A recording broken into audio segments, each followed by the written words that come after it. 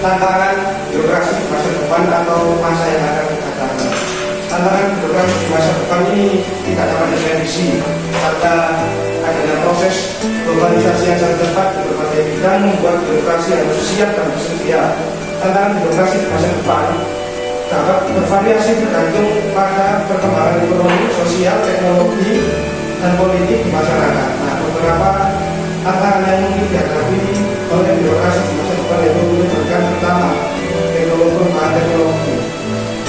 Nah, perkembangan teknologi seperti kecerdasan buatan atau otomatisasi dan lain-lain dapat mengubah cara pekerjaan dan proses birokrasi dilakukan. Birokrasi itu beradaptasi dengan teknologi baru dan memastikan bahwa mereka bisa memanfaatkannya untuk meningkatkan efisiensi dan kualitas pelayanan. Nah, yang kedua, globalisasi. Dunia yang semakin berhubung secara global dapat memberikan tantangan baru serta dalam isu-isu lintas batas. Nah, birokrasi perlu berkolaborasi secara efektif dengan pihak luar negeri dan mengatasi kompleksitas yang terkait dengan kerjasama internasional. Kemudian yang ketiga yaitu pengembangan demografi. Nah, dalam struktur demografi seperti perkembangan populasi atau migrasi besar-besaran dapat mempengaruhi kebutuhan pelayanan dan manajemen sumber daya manusia di sektor birokrasi. Kemudian ada ketidakpastian ekonomi dan keuangan. Dan kemudian yang terakhir tuntutan masyarakat dan transparansi. Ya. Masyarakat semakin menuntut transparansi dalam pengambilan keputusan dalam pelaksanaan kebijakan. Birokrasi itu perlu meningkatkan tingkat transportasi dan akuntabilitas, transparansi dan akuntabilitas untuk mempertahankan kepercayaan publik. Nah, saya kasih contoh tantangan birokrasi di masa depan ini, contohnya seperti apa terkait COVID-19 kemarin. Nah, itu kan tantangan atau tantangan birokrasi yang tidak dapat diprediksi melalui bidang kesehatan. Nah, saya kasih contoh sedikit. Tantangan birokrasi di Indonesia juga pertama orde lama, yang kedua orde baru, yang ketiga era reformasi dan ketiga. Nah, ini tantangan birokrasi yang ada di Indonesia. Saya mengambilnya dalam indikator waktu yang pertama yaitu orde lama. Nah, tantangan birokrasi pada masa orde lama yaitu tahun 1945 sampai 1996. Nah, yang pertama itu kondisi pasca perang dan krisis ekonomi. Nah, Indonesia itu pada saat itu menghadapi tantangan serius dalam membangun negara yang baru merdeka setelah perang dunia kedua. Nah, krisis ekonomi dan kekurangan sumber daya menjadi hambatan utama. Nah, jadi fokus tantangan pada masa lama yang pertama yaitu tentang krisis ekonomi. Nah, kemudian yang kedua korupsi dan kolusi. Nah, meskipun mencoba untuk membangun negara yang baru, pemerintah pada masa ini yaitu tetap ada korupsi dan kolusi, terutama dalam konteks pembangunan ekonomi. Kemudian yang ketiga pada saat waktu lama pemekaran birokrasi. Pembentukan struktur birokrasi yang baru dan pemekaran kementerian dan lembaga pemerintah merupakan tantangan dalam koordinasi dan efisiensi. Pada waktu lama itu ada pemekaran birokrasi di negara. Pada waktu merdeka itu fokusnya untuk meratakan atau memekarkan birokrasi agar menyeluruh. Kemudian yang kedua tantangan birokrasi di Indonesia pada waktu Orde Baru 1966 sampai 1998 yaitu sentralisasi kekuasaan Orde Baru. Nah, ini ditandai dengan kuasa pemerintahan Soeharto. Ini mengakibatkan birokrasi kurang responsif dan kurang bersifat terbuka dan objektif. Tantangan yang pertama pada Orde Baru itu kurangnya keterbukaan. Kemudian yang kedua korupsi dan nepotisme. Era Orde Baru ini meningkatnya praktik korupsi dan nepotisme dengan pemerintahan dan birokrasi dikendalikan oleh kelompok elit yang mendapat keuntungan ekonomi. Kemudian yang ketiga pembangunan tidak merata. Yang ketiga pada masa Orde Baru pembangunan itu tidak merata dan hanya terpusat di Jakarta. Kemudian ya itu yang terakhir birokrasi Indonesia pada waktu reformasi 1998 hingga sekarang. Nah, fokus dari tantangan birokrasi yang dihadapi pemerintah masa reformasi yaitu demokrasi dan desentralisasi. ini membawa perubahan menuju demokratisasi dan desentralisasi. Nah, namun ini menciptakan tantangan baru juga terkait koordinasi antara pemerintah pusat dan daerah. Nah, kemudian yang kedua yaitu transisi politik. Nah, transisi politik ini dari rezim otoriter ke sistem demokrasi itu menghadirkan tantangan dalam bentuk birokrasi yang memahami dan mendukung prinsip-prinsip demokrasi.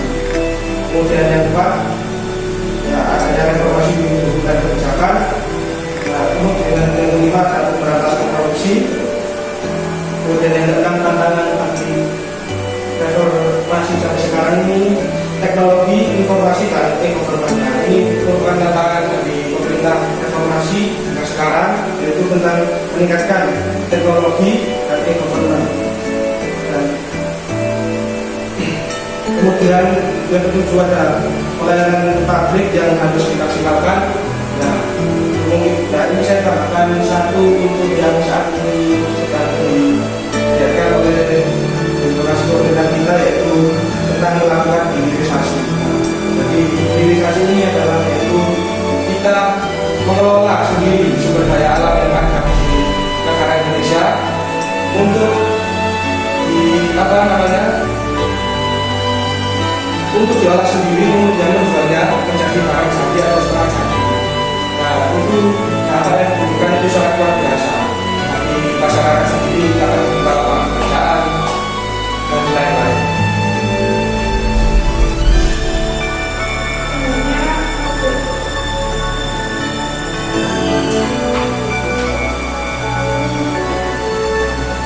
Cara menghadapi tekanan birokrasi, yang pertama reformasi birokrasi dan penyerapan governance. Yang kedua kepemimpinan dan visi misi.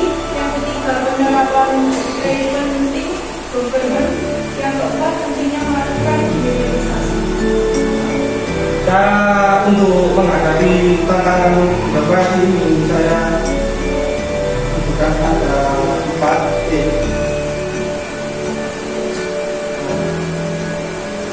5.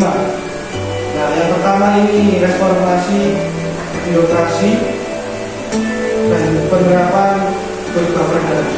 Nah, cara untuk menghadapi tantangan birokrasi ini untuk khususnya menghilangkan patologi birokrasi ini, yaitu dengan kita melakukan reformasi birokrasi, yaitu itu melakukan perubahan. Nah, untuk governance-nya ini terkait tentang tata kelola, bagaimana mengelola pemerintahan birokrasi yang baik agar birokrasi kita itu jalan dengan baik.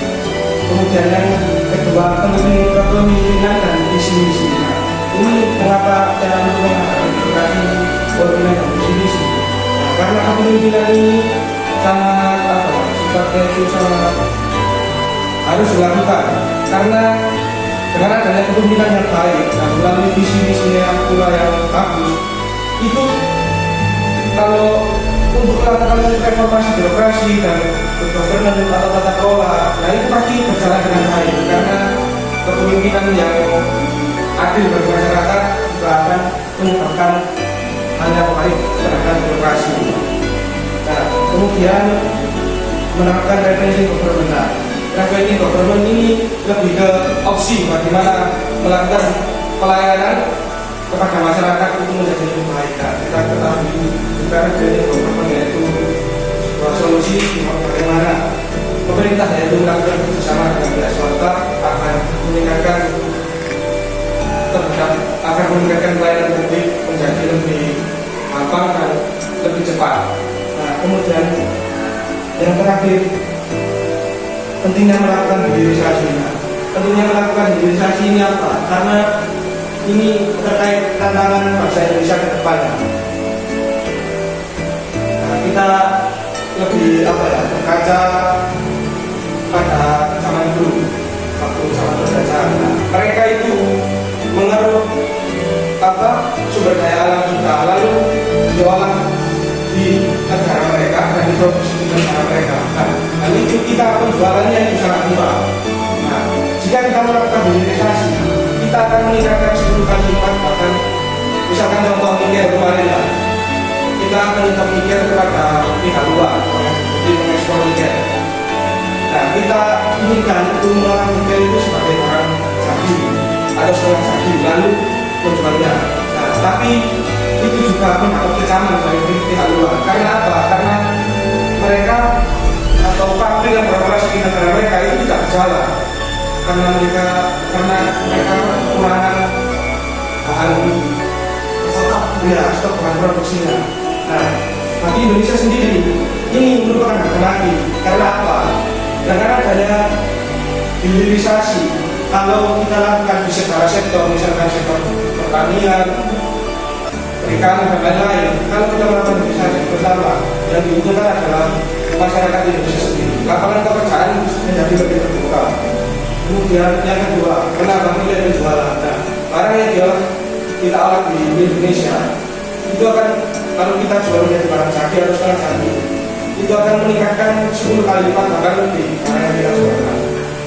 Tetapi kalau untuk sekarang memang ada banyak hal yang dilakukan oleh pihak luar untuk mengintimidasi agar hilirisasi ini tidak terjadi. Mungkin itu sih beberapa pentingnya hilirisasi agar kita tidak lagi kembali seperti zaman dahulu. Jadi kita dijajah lagi